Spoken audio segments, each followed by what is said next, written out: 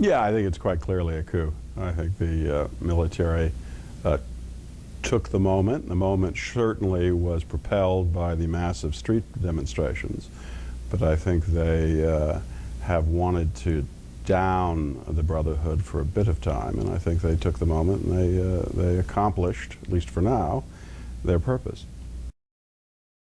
Yeah, I don't think the generals in Egypt thought about the American reaction for a moment. I don't think there is that type of relationship between the United States and the Egyptian military.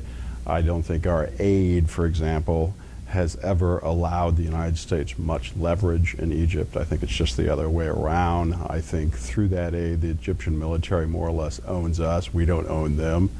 You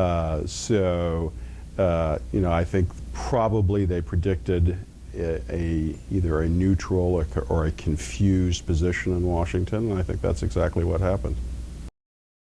I mean, I think in the short term, it's certainly been humbled. I think in the mid to long term, and I would say the midterm be 6 to 12 months, I think the Brotherhood will be fine. I think the military, and particularly the secular liberals, however you wish to define the Tamarod movement, the rebellion movement, I think these are the individuals who are actually going to be in the worst shape. I think they've joined themselves to the military at the navel. I think it's a drug that they won't be able to get off. I don't think the military can possibly allow a free election in the future, because if the Brotherhood is elected again, which is entirely possible, then they're in a rather sticky position. I think the Egyptian military always looks north to Turkey, and they saw very clearly when free elections actually happened and Philo-Islamists, the Justice and Development Party, came into power. They used that opportunity to finally get even with the Turkish military, and they've more or less gutted the Turkish officer corps. I think the Egyptians are well aware of that possibility, the Egyptian army, and so I think you've now got a permanently unstable position which can't be corrected through the ballot box anymore. So it's a very nasty situation. I suspect the ultimate losers in that will be, in fact, those who we call in the Tamarod movement. Actually, I think the military does want to rule directly. They just don't want to. The military has wanted to rule directly since 1952. So I think that will continue. They just don't want to be upfront about it. They want someone else to take the blame. And given the enormous difficulties ahead economically, you can't blame them. But even there, I mean, the real truth is the military, probably more than any other agent in Egypt, has caused the economic corrosion in the country. I mean, Egypt is a highly centralized state, state-owned, army-owned in many areas. So the extent to which the Egyptian military actually wants to see more liberal economics brought in, I think is highly questionable. I think I suspect that he wasn't really even thinking about it. He was thinking as Muslim Brotherhood, I think, always does. It thinks about its own internal calculations. It thinks about its alliances. You know, did the Brotherhood act incompetently? Sure.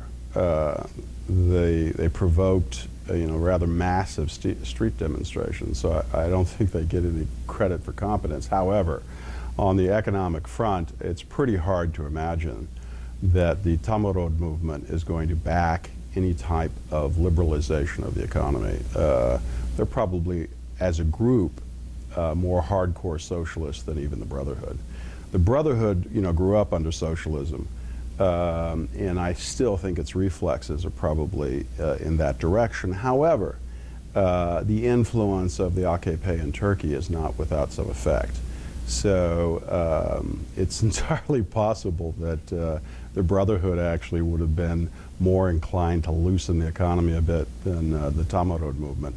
Now I think they're in a very, very difficult situation because I don't think there is a coherent intellectual force on the left, if that is what we want to call the Tamarod movement. Well, first and foremost, they should cut off all aid to the military. And if Congress wants to revote that aid, then change the law. but the law is quite clear and the actions were quite clear. It was a coup.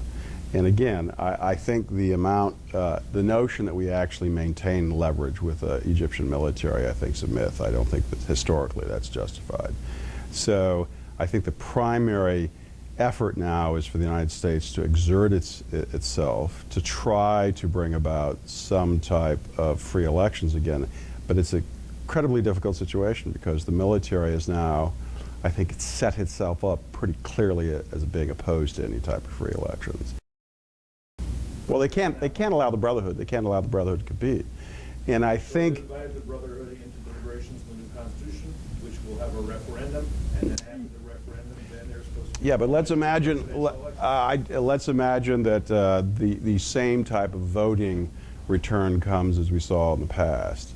I mean, in 6 months or 12 months' time, the rule of the street could be completely flipped. In the notion that you now hear, particularly on the secular left in Egypt, I think is just not credible.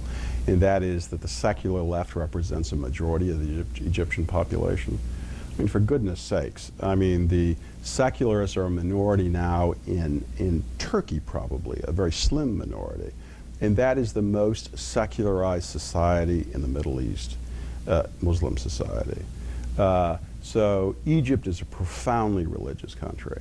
The Brotherhood always has that going for it. Now, whether I'm quite sure the Brotherhood will change leadership.